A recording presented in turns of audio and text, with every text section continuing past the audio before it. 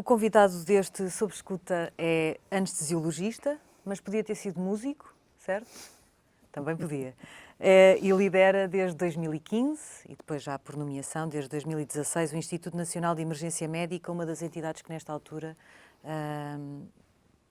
tem a tarefa de dar a resposta mais imediata à Covid-19, uma dessas entidades. Dr. Luís Meira, muito bem-vindo. Obrigada por ter aceitado o convite do Observador. Na semana passada, soube-se o caso de um doente que chamou o INEM e não informou que estava infectado com a Covid-19, pondo eventualmente os técnicos em risco. Acha que as pessoas ainda não perceberam bem a gravidade daquilo que está a acontecer? Antes de mais, muito obrigado pelo convite. Relativamente a essa situação, eu acredito que são casos pontuais, excepcionais, mas que são essas situações que lembram todos os profissionais, sejam do INEM, seja de outros profissionais de saúde que estejam também nos hospitais ou noutras entidades a dar esta resposta coletiva que estamos a dar à Covid-19, mas são estas situações que nos lembram que aquilo que fazemos tem sempre um risco. Por mais medidas que seja possível implementar para minimizar esse risco, mas reduzir o risco a zero é impossível e, portanto, estas situações que vão acontecendo, felizmente, de forma pontual, tão pontual que, inclusivamente, acabam por ser notícia quando a atividade, o grosso da atividade que nós fazemos, passa perfeitamente despercebido naquilo que é a comunicação neste momento, e se calhar bem, porque eu diria que a maior parte daquilo, para não dizer a grande maioria daquilo que são as intervenções do INEM e de outras entidades na área da saúde, são efetivamente bem feitas. Mas, como disse... Mas mesmo sendo casos específicos, perdoe-me interrompê-lo, não faria sentido ou não seria uma estratégia tratar todos os doentes como potenciais infectados, sobretudo tendo em conta os estudos que mostram que potencialmente há muitas pessoas assintomáticas que podem de facto não saber sequer que estão doentes? Não seria melhor, mesmo nos hospitais, é um dos alertas que é feito recorrentemente, que todas as pessoas fossem tratadas potencialmente como possíveis infectados e assim haver muito mais precauções? Repare que nós neste momento estamos a viver um contexto muito particular relativamente a uma nova doença que tem um impacto brutal na nossa vida atual, mas esta questão do risco entre os profissionais de saúde não começou agora no início do ano com esta pandemia, com esta epidemia de Covid-19. Quem trabalha no pré-hospitalar, quem trabalha nos hospitais, tem essa noção há muito tempo. Nós temos situações, eventualmente até mais graves do que propriamente a provocada por este novo coronavírus, que já colocavam os operacionais, os profissionais de saúde, em risco. É por isso que há uma questão que é fundamental para quem escolheu esta profissão, este modo de vida, que é garantir os cuidados básicos e as medidas básicas de controle de infecção. E, portanto, essa é a base em que cada operacional deve trabalhar. Como é evidente, nesta altura em que cada vez será mais frequente podermos ser confrontados com um doente que é Covid positivo, mais do que isso, um doente que, estando infectado, é uma fonte ativa de contágio, porque nem todos os doentes que são Covid positivo têm um risco acrescido de transmissão. Tem um risco, como é evidente, mas, por exemplo, um doente que tem sintomatologia muito ativa, tosse com expectoração e, portanto, que aumenta significativamente o risco de exposição de quem contacta de perto com esse doente. É verdade que, neste contexto, nós poderíamos ter uma tomada de medidas que fossem maximizando a proteção, mas não podemos nunca esquecer, aliás, várias entidades, não apenas em Portugal, têm chamado a atenção para essa questão, que a utilização dos equipamentos de proteção individual tem que ser feita de forma muito judiciosa, porque neste momento nós, em Portugal e nos outros países, ainda não temos condições para garantir que todos os profissionais têm um nível máximo de proteção que é possível perante um risco que cada vez é maior, mas que ainda não justifica que todo e qualquer doente que é abordado, toda e qualquer vítima que é abordada, neste caso concreto, no pré-hospitalar justifique a colocação de um EPI completo. É por isso que O estão material definidos... continua a ser um problema? Claro que sim, Continua a e ser vai necessário continuar a racionar ser. esse material para assegurar que ele continua a existir para quando é mais necessário?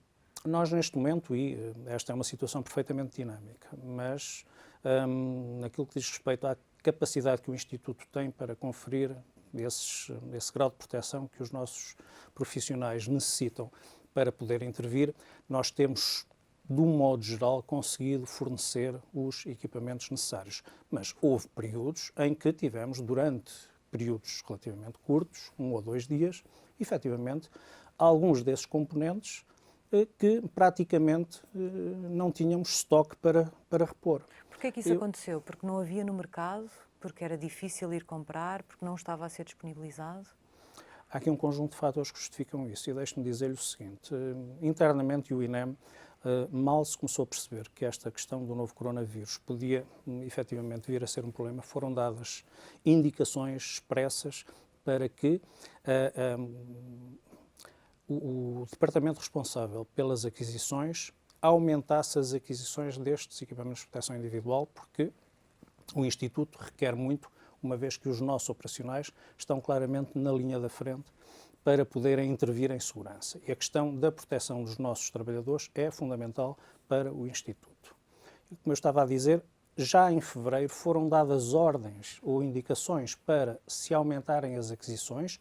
Houve uma tentativa, mas as encomendas que começámos a receber, o fornecimento de material, ou não forneceu determinados itens dos equipamentos de proteção que já eram normalmente utilizados pelo INEM, ou então em quantitativos inferiores àquilo que tinham sido as encomendas. Isto em fevereiro. Estamos a falar de mercado interno ou externo? Sim, claro que sim. No mercado interno, sendo que parte dos equipamentos, neste momento já começamos a ter alguma capacidade de produção interna, mas parte deles vinham de fora. E, portanto, tínhamos sempre que recorrer a fornecimento exterior. Mas esse mercado interno não estava a responder porque já havia mais entidades a fazer essas mesmas aquisições preventivas, por assim dizer? Havia, era sobretudo, muitos países, e repare uma coisa, um dos problemas com os EPIs era que um dos grandes produtores era a China. E nós percebemos isso claramente.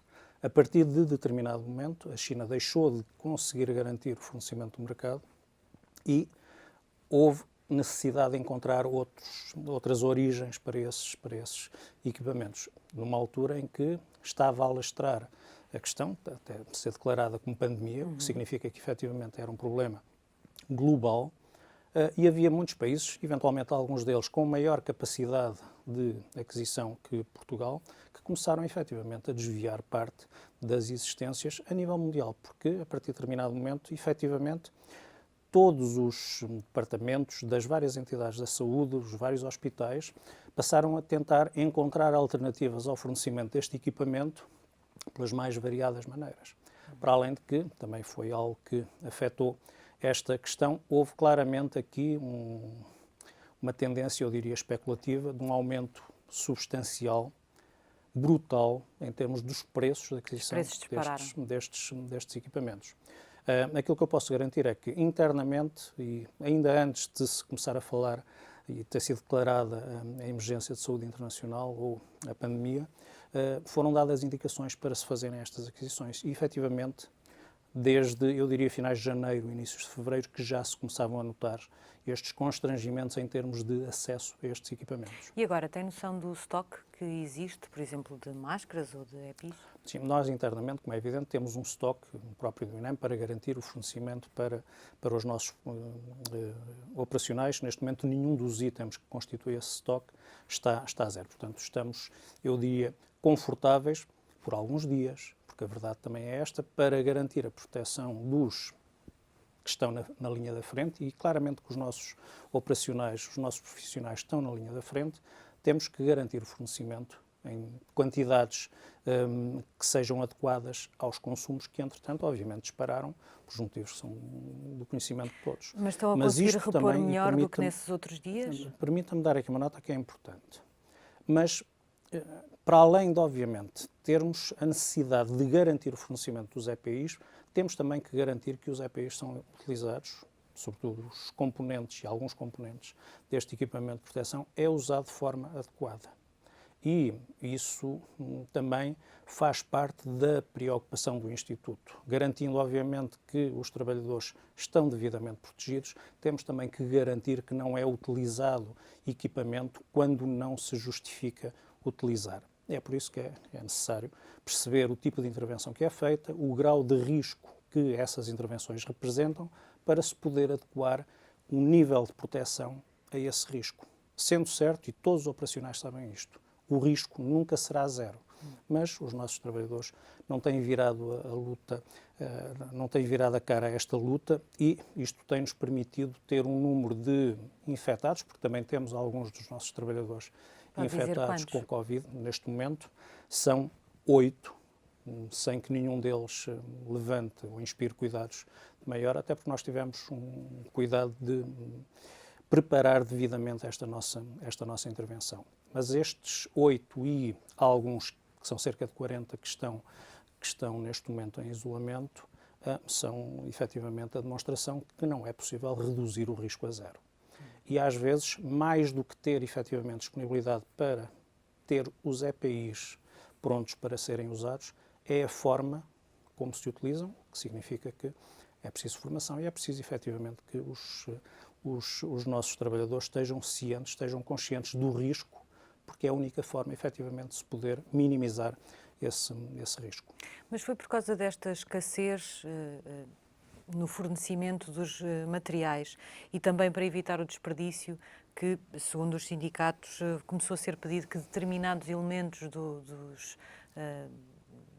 que são usados na proteção dos profissionais do INEM passassem a ser desinfetados e não deitados fora, para serem reutilizados?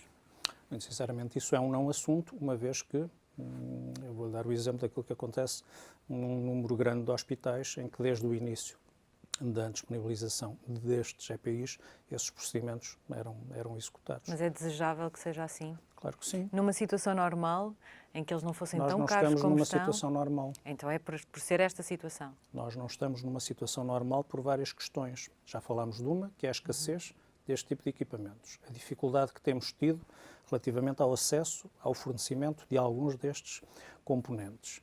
Para além disso, nós não podemos, havendo esta possibilidade de reutilização destes equipamentos, até porque não é apenas a área da saúde que precisa de alguns destes equipamentos. E, portanto, muito provavelmente, à medida que for sendo levantado o estado de emergência, esta necessidade vai existir e, portanto, a necessidade de equipamentos de proteção vai começar a crescer à medida que for sendo levantado o tal estado de emergência, que se prefigura que vai acontecer brevemente. E, portanto, temos também que estar preparados para isso. E nós temos que ter esta noção clara.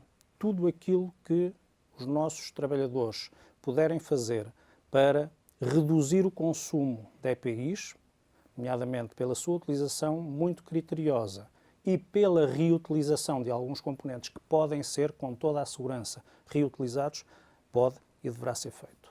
Esta questão da falta de material tem sido uma das mais debatidas nas reuniões que acontecem de 3 em 3 dias da estrutura de monitorização do estado de emergência, um grupo de trabalho criado na dependência do Ministério da Administração Interna. É isso que mostram, por exemplo, as atas das primeiras 4 reuniões, ainda não conhecemos as atas das que se seguiram. Porquê é que não está o INEM nesta estrutura?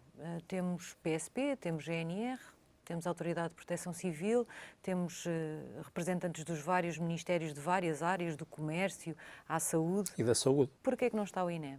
O INEM é uma das entidades do Ministério da Saúde. Nós, mais do que ter que estar em todas as várias comissões, vários níveis de acompanhamento e de monitorização da atividade, nós temos, sobretudo, que garantir que estamos onde é necessário.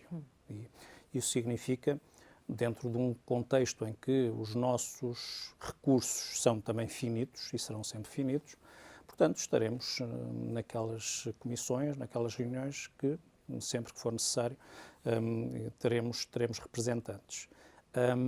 Relativamente à estrutura que indicou, há representantes do Ministério da Saúde e, sempre necessário, obviamente, o INEM será chamado a dar os seus contributos, até porque Aquilo que eu lhe posso dizer é que, neste momento, o acompanhamento é feito numa base diária dentro do Ministério da Saúde, com uma articulação entre várias entidades, eu diria todas as entidades do Ministério da Saúde. Para além disso, cada uma delas, nas suas áreas mais concretas, mais específicas de atuação, também interage com outras áreas governativas, como é evidente, dentro daquilo que é um trabalho muito grande de acompanhamento e monitorização da situação. Como é evidente, estamos perante algo que nunca enfrentámos antes. Há aqui um grau de indefinição, de desconhecimento, é necessário preencher muitas lacunas em termos daquilo que se conhece sobre o vírus, sobre a doença, sobre a reação dos doentes a este vírus. Apesar de, e todos eu penso que concordarão, nunca se soube tanto, nem tão rapidamente sobre determinada situação, mas continua a haver muitas perguntas por responder. Por causa da gravidade deste problema, o INEM ativou a Sala de Situação Nacional, mas só o fez 10 dias depois do primeiro caso ser registado em Portugal. Porquê? Nós ativamos a Sala de Situação Nacional quando é necessário, o que não quer dizer que não acompanhamos desde o primeiro momento. Como lhe disse, ainda em fevereiro, nós tomamos medidas, iniciamos medidas para nos prepararmos o melhor possível para esta matéria. Nós temos estruturas que todos os dias, que são os Centros de Orientação de Doentes Urgentes, acompanham aquilo que acontece de forma muito próxima, até porque são responsáveis por parte da resposta que é necessária dar relativamente a situações de emergência. Portanto, não faria sentido ter sido mais cedo? Para nós não. Foi acionada no momento exato em que deveria ter sido acionada, face àquilo que é uma mais-valia da sala, que nós conhecemos melhor que ninguém, e à necessidade de controle de alguns processos e de alguma informação. Ainda esta semana os bombeiros queixaram-se de o INEM não cobrir as despesas de socorro, porque, pelo que percebi, os gastos nos casos de Covid são de cerca de 70 euros por serviço, mais do que o que está protocolado por causa dos equipamentos. Quem é que deve, afinal, fornecer estes equipamentos que agora os bombeiros têm que usar e que antes não tinham? É o INEM? É o INEM que deve assumir esses gastos? Por partes, relativamente a essa questão, que na mesma pergunta eu diria que há vários aspectos diferentes. Primeiro convém, eventualmente, chamar a atenção para o seguinte: os bombeiros, os corpos de bombeiros, e estamos a falar de um universo muito grande de estruturas que têm um trabalho fundamental naquilo que é a emergência pré-hospitalar. A sua capacidade de estar próximos e de integrarem as populações que servem, com uma capacidade de socorro, de proximidade, que obviamente é fundamental, mesmo no âmbito daquilo que é o Sistema Integrado de Emergência Médica, que garante esta resposta a situações de acidente e doença súbita, garantindo ou procurando garantir aquilo que é a resposta mais adequada. No fundo, esta é a missão do Instituto Nacional de Emergência Médica, que efetivamente coordena o tal Sistema Integrado de Emergência Médica, sendo que os corpos de bombeiros são atores fundamentais dentro deste sistema. Eu chamaria a atenção aqui para alguns aspectos. O primeiro é que aquilo que define o estatuto jurídico dos corpos de bombeiros define como fazendo parte da sua missão a emergência pré-hospitalar, assim como o transporte de doentes. O que significa que, dentro daquilo que é a sua missão, os corpos de bombeiros têm também uma responsabilidade para com as populações que servem, nomeadamente dentro da sua área de intervenção, para garantir esta atividade. Referiu há pouco protocolos com o INEM. É verdade, nós temos protocolos com os bombeiros. Não temos uma prestação de serviços. Temos protocolos de colaboração, precisamente porque faz parte da nossa missão e da missão dos corpos de bombeiros esta assistência às populações, nomeadamente em termos de emergência pré-hospitalar. É por isso que sempre foi entendido. Implicam um pagamento de... Claro que sim, na forma de um subsídio para esta atividade, dentro daquilo que são as capacidades financeiras do Instituto, num quadro que temos que forçosamente garantir a sustentabilidade do próprio Instituto relativamente a esta matéria. E, para ter uma ideia, cerca de 40% do orçamento do INEM é utilizado para transferências para corpos de bombeiros e também uma fração menor para a Cruz Vermelha, para garantir esta atividade de emergência pré-hospitalar. Tendo dito isto, como é evidente, os corpos de bombeiros, no fundo, acabam por prestar mais do que um serviço ao INEM às populações que efetivamente recebem os serviços de que tanto necessitam. Eu sou o primeiro a reconhecer que efetivamente aquilo que nós conseguimos transferir para os bombeiros não cobre as despesas que existem, embora os bombeiros tenham, obviamente, outras fontes de rendimentos relativamente a esta matéria. Mas é uma matéria que, obviamente, preocupa, até porque, num trabalho que nós temos vindo a desenvolver com a Liga dos Bombeiros Portugueses, porque já foi assumido por mim perante a Liga, que é necessário rever o protocolo que garante e que, no fundo, justifica a tabela de subsídios que nós atribuímos aos bombeiros. Estamos disponíveis para fazer esse caminho, isso tem vindo a ser feito. Eu diria que, neste momento, o relacionamento do INEM com os corpos de bombeiros tem sido excelente. A grande maioria, para não dizer a totalidade dos corpos de bombeiros, sabem muito bem que faz parte do seu ADN o serviço às populações e, portanto, estão disponíveis para o fazer. É verdade que têm também que garantir a sua própria sustentabilidade e, portanto, nesse aspecto, o INEM está disponível, como disse, para reavaliar esta matéria, eventualmente rever alguns dos pagamentos e alguns dos subsídios que são atribuídos aos corpos de bombeiros, mas, como eu disse, nós não teremos capacidade para suportar integralmente os custos desta atividade. Mas também, como disse, os corpos de bombeiros têm outras fontes de rendimento, para além daquilo que o INEM consegue atribuir como subsídios para esta atividade na emergência pré-hospitalar. Parte da tarefa do INEM, neste momento todo que estamos a viver, é também a recolha de amostras, os testes feitos à população. Sobretudo nas primeiras semanas de pandemia percebeu-se que havia uma dificuldade, não apenas para o INEM, mas para várias entidades no país, e era preciso fazer uma gestão muito sensível e muito cuidada dos testes, escolhendo quem é que era testado e quem é que não era testado. Aconteceu em algumas situações que até foram notícia. Isso está neste momento completamente resolvido. Nesta altura, se for preciso testar um lar, é possível rapidamente testar todo esse lar de idosos, por exemplo? Importa, antes de responder a essa pergunta, até porque eu não serei a pessoa mais indicada para responder à globalidade das implicações que a sua pergunta acaba por ter. Naquilo que diz respeito ao Instituto, nós procuramos desde o início auxiliar, ajudar o Ministério da Saúde de todas as formas que eram possíveis para se poder dar uma resposta tão eficaz quanto possível a esta situação. Obviamente, para além de garantirmos aquilo que é a nossa obrigação primária, que é garantir efetivamente, como eu disse, a assistência adequada às vítimas de acidente e de doença súbita, tentámos aqui colaborar num aspecto que era importante. E numa fase inicial era preciso garantir muito rapidamente, em alguns contextos às vezes particularmente difíceis, que determinadas situações podiam ser imediatamente diagnosticadas realizando testes de Covid. E, portanto, desde muito cedo o INEM esteve disponível para fazer isso. Neste momento, a nossa preocupação continua a ser colaborar, nomeadamente com as autoridades sanitárias, autoridades de saúde, relativamente a esta matéria, mas há um universo que continua, obviamente, a estar no centro das preocupações de todos, que são os lares, e, portanto, nós ainda continuamos a fazer esse tipo de colheitas em alguns lares onde haverá uma maior dificuldade local para dar uma resposta imediata. Há também um outro aspecto que tem gerado alguma preocupação, que tem a ver com os estabelecimentos prisionais. Nós também iremos muito rapidamente colaborar nesse processo.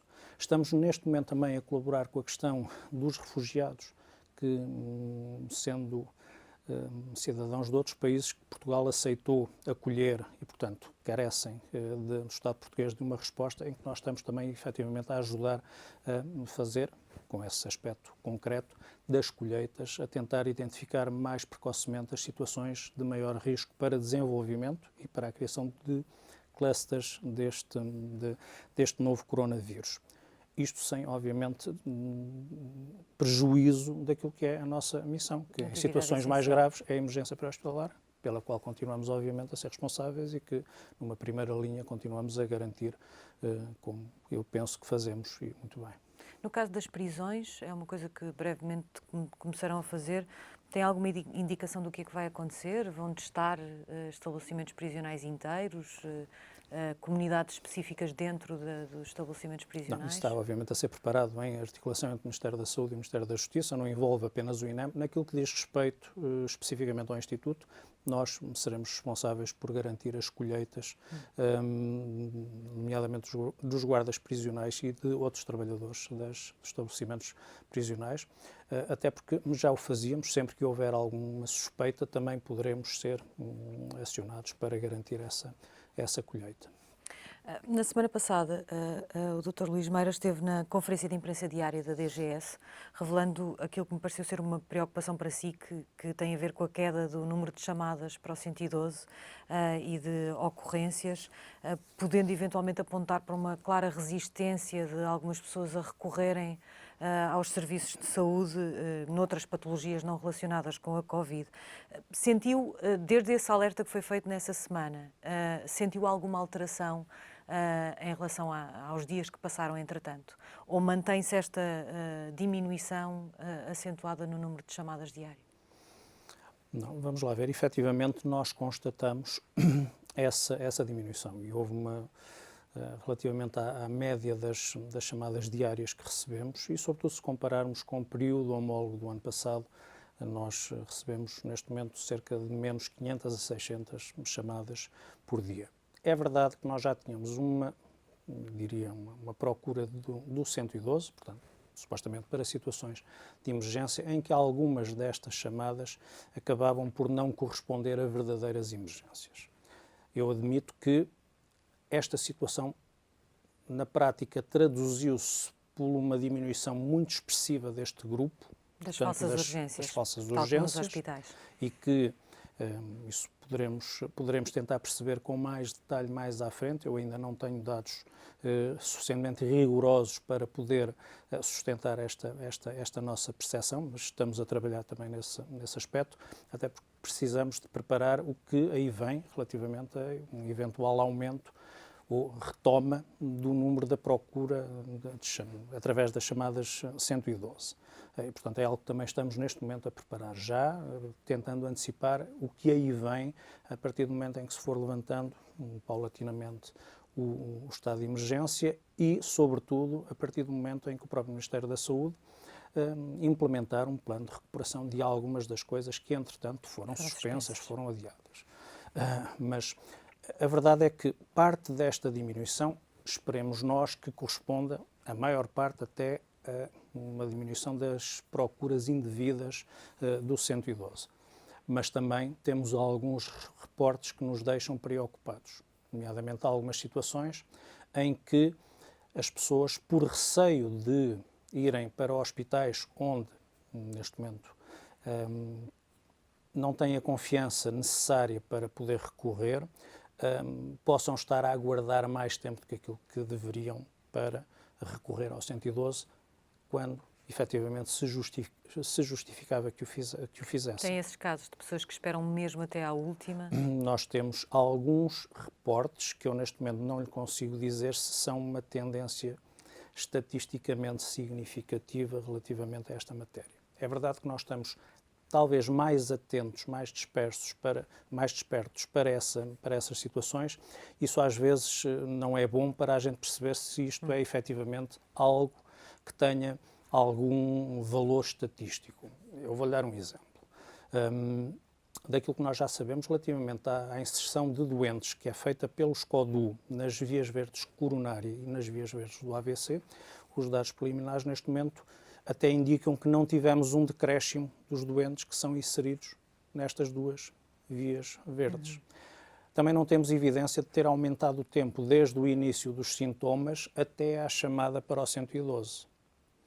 Mas precisamos ter mais informação e, sobretudo, precisamos de cruzar esta informação com aquilo que acontece nos hospitais, porque antes do Covid nós já tínhamos um conjunto, até era a maioria, de doentes que recorriam ao serviço de urgência tendo um infarto ou tendo um AVC sem recurso ao 112. portanto, precisamos ter aqui alguma cautela nas análises que fazemos. Agora, que é uma preocupação nossa, e, sobretudo, nós precisamos de tentar antecipar o que é que poderá mudar em termos de procura do 112, porque eu acredito que possa haver algumas mudanças relativamente à percepção das pessoas relativamente ao serviço em si e à utilização do serviço. Algumas eu até admito que possam ser positivas, outras poderão não ser tão favoráveis como isso. Há uma nota que é importante, é que as pessoas têm que ter toda a confiança, quer nas entidades que prestam assistência, prestam socorro, são responsáveis pela emergência médica pré-hospitalar, quer nos hospitais que recebem os doentes que depois nós encaminhamos. Os circuitos estão perfeitamente definidos, é perfeitamente seguro recorrer neste momento ao Serviço Nacional de Saúde. Os hospitais estão devidamente preparados para serem seguros, quer para os profissionais de saúde, algo que já falamos há pouco e que é extremamente importante, mas sobretudo para os doentes, porque sempre foi essa a preocupação de qualquer serviço na área da saúde, é fazer as coisas da forma mais segura para os doentes, os utentes que serve e que trata. Daí ter deixado esse alerta. Esta situação absolutamente excepcional obrigou a redirecionar investimento para áreas muito específicas dentro da área da saúde e a fazer também gastos extraordinários, nomeadamente com material, com medicamentos, com contratações também. Além de que, pelo lado económico, ainda vamos ver que consequências é que isso terá no futuro para o país e que pressão vai colocar em termos orçamentais sobre o país. O INEM tem lidado com várias necessidades de investimento, como qualquer instituição que presta este tipo de serviços, na renovação da frota, na manutenção de equipamentos, até na substituição de alguns. Lembro-me sempre dos helicópteros que já eram mais antigos, por exemplo. Temo que tudo isto tenha de ficar ainda mais adiado, precisamente por este momento que estamos a viver e pelas consequências que ele terá. Eu acho que neste momento ninguém tem dúvidas que o país não será o mesmo a partir do momento em que fomos afetados por esta situação, como todos os países europeus ou não estão a atravessar momentos mais ou menos complicados e difíceis. Quer no contexto em que nos integramos, quer pelos efeitos diretos sobre a economia nacional, seguramente que vamos ter momentos muito difíceis e muito complicados pela frente.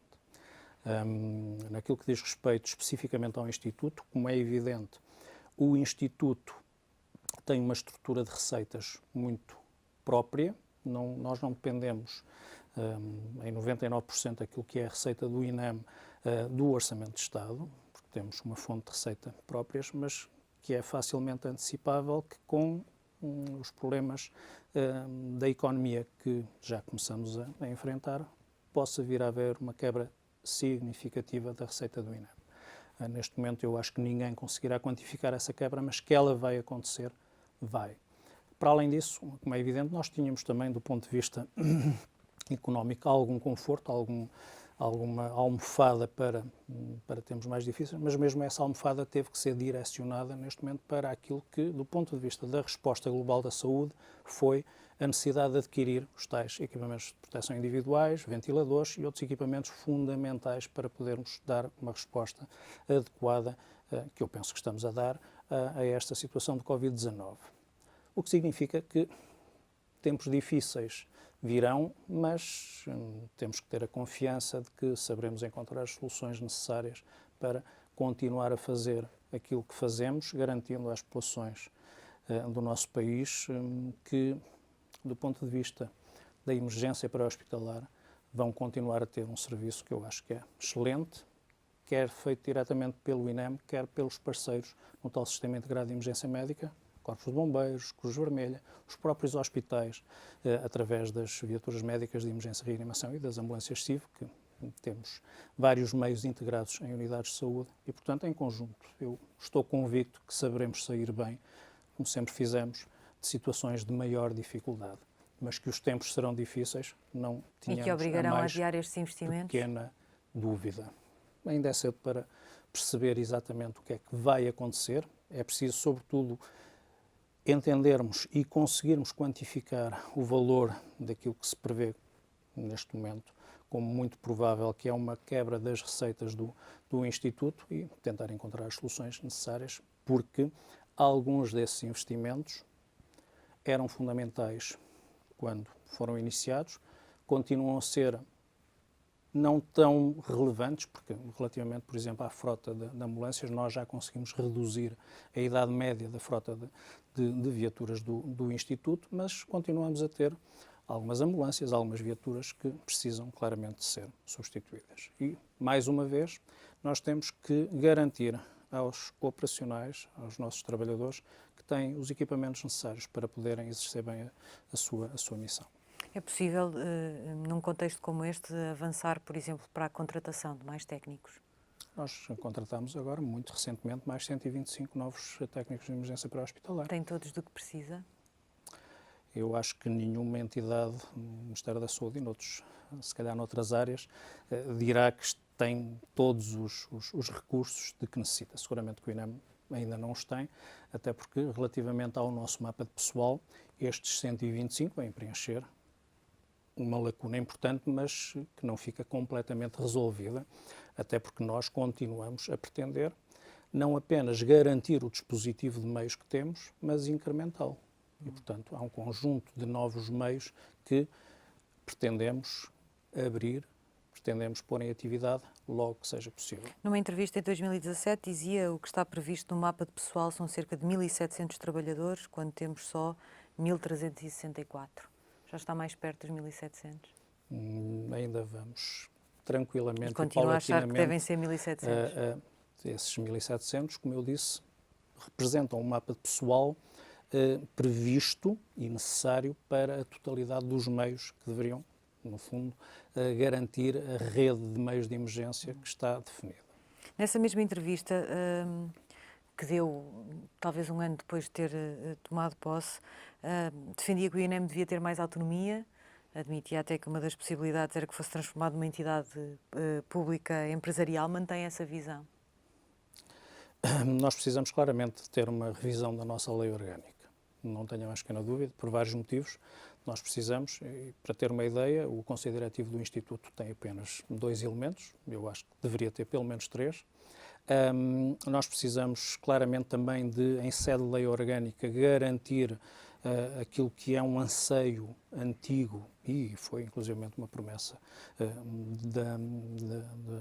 deste Governo, que é a criação da Delegação Regional do Algarve. Portanto, isso também carece da tal alteração da lei orgânica e precisamos de fazer uma atualização daquilo que é a própria estrutura interna, tornando-a mais adaptada às necessidades atuais, porque a lei orgânica que temos neste momento é de 2012. Aliás, ela resultou de um processo de redução, eu diria, brutal daquilo que eram as estruturas internas, quer em termos de dirigentes, quer em termos de serviços do próprio Instituto. Na altura nós reduzimos de 42 para 23, por exemplo, dirigentes, o que significa claramente que há aqui uma necessidade de, tão rapidamente quanto possível, termos uma lei orgânica e uma estrutura interna mais adaptada àquilo que são as exigências, eu diria, do mundo atual. Porquê é que não tem conseguido convencer os ministros da Saúde a ouvi-lo nesse sentido e começar a discutir uma nova lei orgânica? Não, nós já começamos a discutir e eu diria que o assunto estará muito bem encaminhado. E não fica prejudicado com tudo o que está a acontecer agora também? Não é daquelas coisas que podem ir parar à gaveta por causa de outras prioridades? Nós teremos que assumir que perante aquilo que é uma emergência nacional neste momento que estamos a enfrentar, relativamente à resposta a uma situação muito exigente que vai provavelmente transformar a nossa vida. A nossa vida vai continuar em frente, mas diferente. Eu não tenho a mais pequena dúvida disso. E teremos que nos adaptar a novas realidades, a novas necessidades, encarar também esta situação como uma oportunidade para refletirmos um pouco mais sobre a forma como estávamos a fazer as coisas. Portanto, em momentos de crise também há que agarrar algumas das oportunidades que se nos são colocadas para questionar aquilo que estamos a fazer e perceber se, com uma estrutura diferente, se calhar a nossa resposta até poderia ser melhor àquela que nós damos. Até porque esta questão das doenças emergentes, novas situações, todos os especialistas apontam no sentido de que não nos vamos ficar pelo novo coronavírus. Isto poderá fazer parte da nossa realidade futura cada vez com mais frequência, assim como outras questões decorrentes, por exemplo, das alterações climáticas, que seguramente vão impor novas realidades e exigir das entidades, neste caso concreto do INEM, uma capacidade de resposta que tem que ser adequada à dimensão dos desafios que se nos vão colocar. E, portanto, devemos aproveitar esta oportunidade para tentar fazer isso. Até porque, e retomando aquela questão da lei orgânica, estas alterações que eu falei, do ponto de vista de uma eventual alteração da lei orgânica, não representam rupturas completas com o passado, são feitas numa perspectiva de alguma continuidade, adaptando melhor a capacidade do Instituto a lidar com estes novos desafios, mas também não se antecipa que venham a representar um aumento significativo da despesa. Mas gostaria, por exemplo, de ter maior autonomia na contratação e de ser mais autónomo flexibilizaria pelo menos essa parte. Claro que sim, quem não gostaria. Temos também que perceber que dentro daquilo que é um quadro legal existente, há responsabilidades que não estão atribuídas diretamente ao INEM, que também têm que ser asseguradas por outras entidades.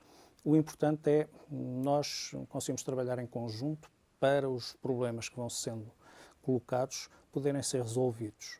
E é importante ganhar espaço para que quem também tem necessariamente que ter decisões sobre alguns destes processos entenda o racional e a importância de algumas das propostas que fazemos.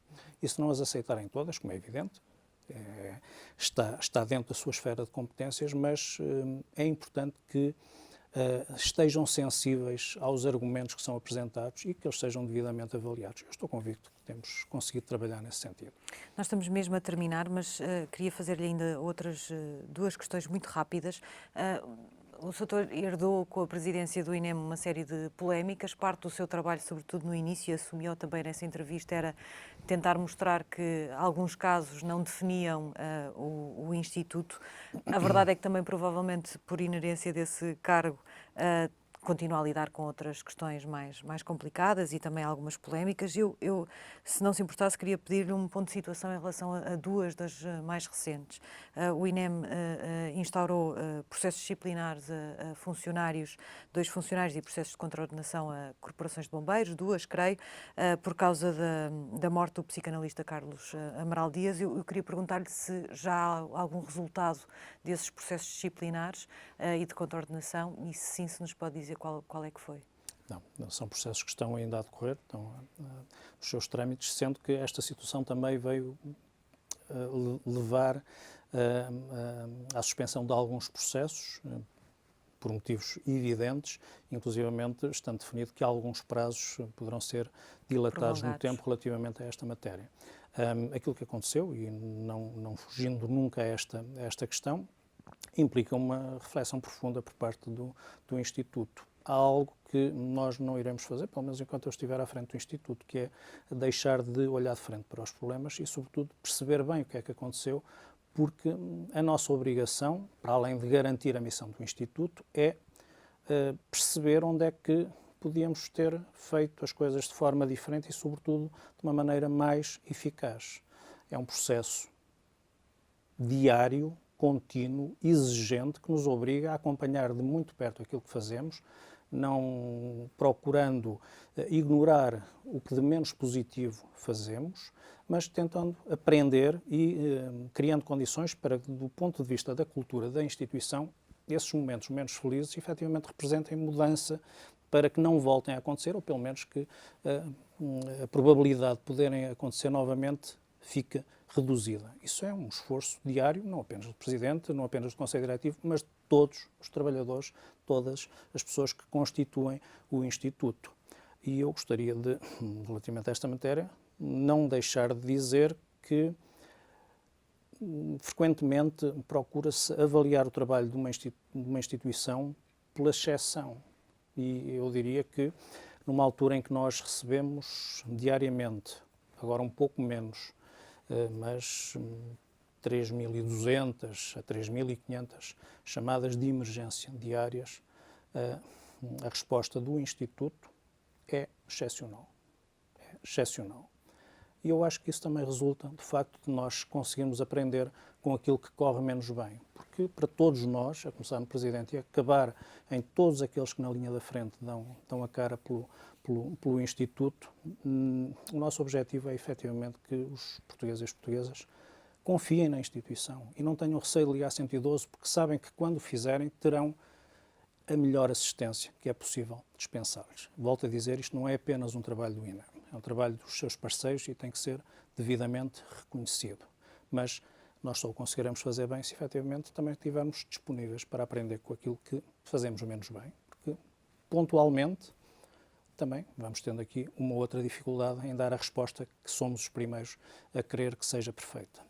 Há um outro caso que foi até noticiado pelo Observador de há mais de um ano, que levou o INEM a remeter para a Inspeção-Geral das Atividades em Saúde e para a Ordem dos Médicos os resultados de um inquérito à atuação de um médico do helicóptero de Évora. Eu sei que esse processo já saiu da alçada do INEM, mas já passou muito tempo. Tem alguma notícia sobre o resultado dos inquéritos que foram instaurados por estas duas entidades? Não. Nem será comunicado ao INEM? Espero que seja. É algo Mas que nos para já envolve ainda não. diretamente, que motivou inclusivamente a necessidade de tomar algumas medidas relativamente a um dos colaboradores do Instituto. E, portanto, eu diria que é da mais elementar justiça, até para nós percebermos efetivamente, com capacidade que outras entidades têm de, se calhar, investigar melhor e perceber melhor algumas das questões que foram levantadas, para também, mais uma vez, na sequência daquilo que eu disse, podermos implementar medidas que nos permitam fazer cada vez melhor aquilo que eu acho que já fazemos muito bem. Dr. Luís Meira, muito obrigada por ter estado na Rádio Observador. Muito obrigado.